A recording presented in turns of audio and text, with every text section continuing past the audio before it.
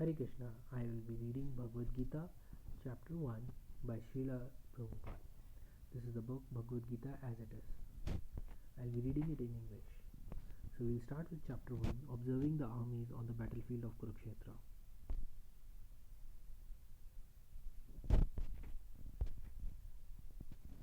Dhritarashtra said, O Sanjay, after my sons and the sons of Pandu assembled in the place of pilgrimage at Kurukshetra, desiring to fight, what did they do?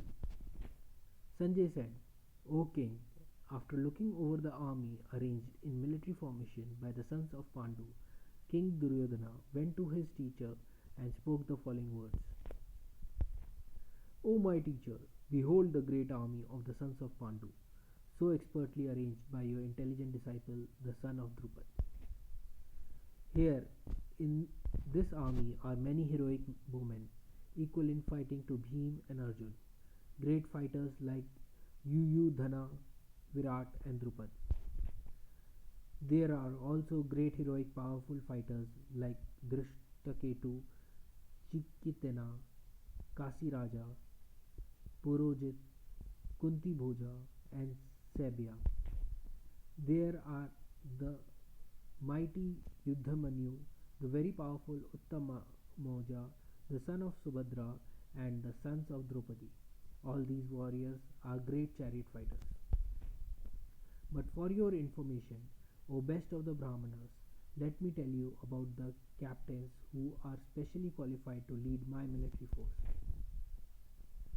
There are personalities like you, Bhishma, Karna, Kripa, Ashwathama, Vikarna, and the son of Somdat called Bhurirava, who are always victorious in battle.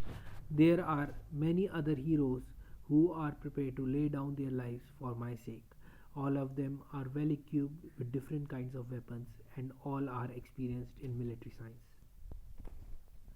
Our strength is immeasurable and we are perfectly protected by grandfather Bhishma, whereas the strength of the Pandavas, carefully protected by Bhim, is limited. All of you must now give full support to grandfather Bhishma as you stand at your respective strategic points of entrance into the phalanx of the army.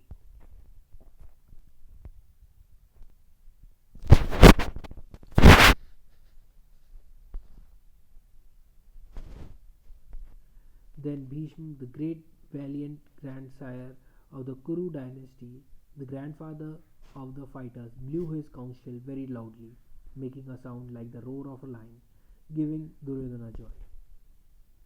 After that, the conch shells, drums, bugles, trumpets and horns were all suddenly sounded, and the combined sound was tumultuous. On the other side, both Lord Krishna and Arjuna, stationed on a great chariot drawn by white horses, sounded their transcendental conch shells. Lord Krishna blew his conch shell called Panchajanya, Arjuna blew his Devadatta, and Bhim, the voracious eater and performer of Herculean tasks, blew his terrific conch shell called Pondra. King Yudhishthira, the son of Kunti, blew his conch shell, the Ananta Vijaya and Nakula, and Sahadeva blew the Sughosa and Mani Pushpaka. That great archer, the king of Kashi, the great fighter Sikandi, Drishdyuman, Virat, the unconquerable Satyaki, Draupad, the sons of Draupadi, and others, O king, such as the mighty armed son of Subhadra, all blew their respective conch shells. The blowing of these different conch shells became uproarious, vibrating both in the sky and on the earth. It shattered the hearts of the sons of Dhritarashtra. At that time, Arjun, the son of Pandu, seated in the chariot, bearing the flag marked with Hanuman, took up his bow and prepared to shoot his arrows.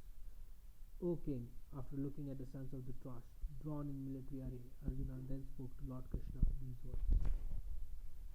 Arjuna said, O infallible one, please draw my chariot between the two armies, so that I may see those present here, who desire to fight, and with whom I must contend in this great trial of arms. Let me see those who have come here to fight, wishing to please the evil-minded son of Dhritarashtra.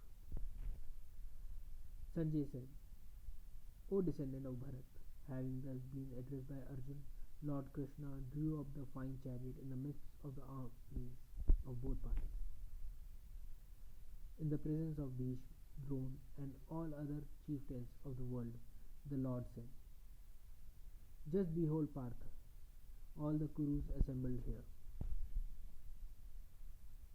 There Arjun could see, within the midst of the armies of both parties, his fathers, grandfathers, teachers, maternal uncles, brothers, sons, grandsons, friends, and also his fathers-in-law and well-wishers.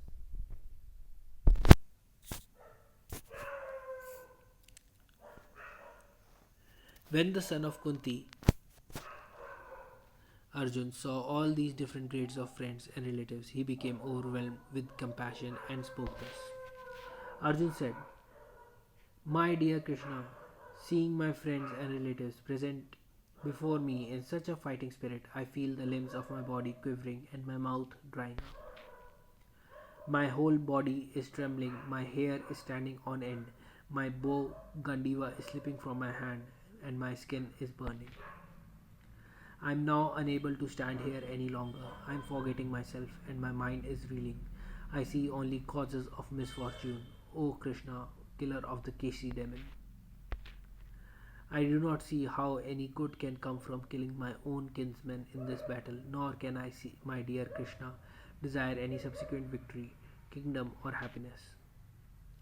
O Govinda, of what avail to us are a kingdom, happiness, or even life itself when all those for whom we may desire them are now arrayed on this battlefield? O Madhusudana, when teachers, fathers, sons, grandfathers, maternal uncles, fathers-in-law, grandsons, brothers-in-law, and other relatives are ready to give up their lives and properties and are standing before me, why should I wish to kill them, even though they might otherwise kill me?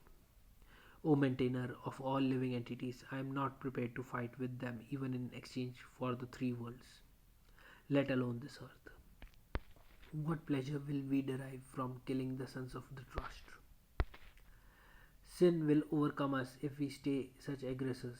Therefore, it is not proper for us to kill the sons of Dhritarashtra and our friends. What should we gain? O Krishna, husband of the goddess of fortune, and how could we be happy by killing our own kinsmen? O Janardana, although these men, their hearts overtaken by greed, see no fault in killing one's family or quarreling with friends, why should we, who can see the crime in destroying a family, engage in these acts of sin? With the destruction of the dynasty, the eternal family tradition is vanquished, and thus the rest of the family becomes involved in irreligion. When irreligion is prominent in the family, Krishna, the women of the family become polluted, and from the degradation of womanhood, O descendant of Vrishni, comes unwanted progeny. An increase of unwanted population certainly causes hellish life both for the family and for those who destroy the family tradition.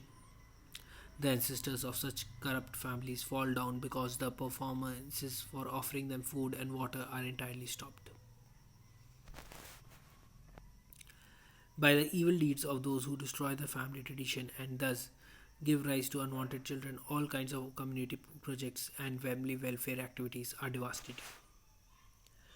O Krishna, maintainer of the people, I have heard by disciplic succession that those whose family traditions are destroyed dwell always in hell. Alas, how strange it is that we are preparing to commit greatly sinful acts. Driven by the desire to enjoy royal happiness, we are intent on killing our own kinsmen. Better for me if the sons of the Dhritarashtra, weapons in hand, were to kill me unarmed and unresisting on the battlefield.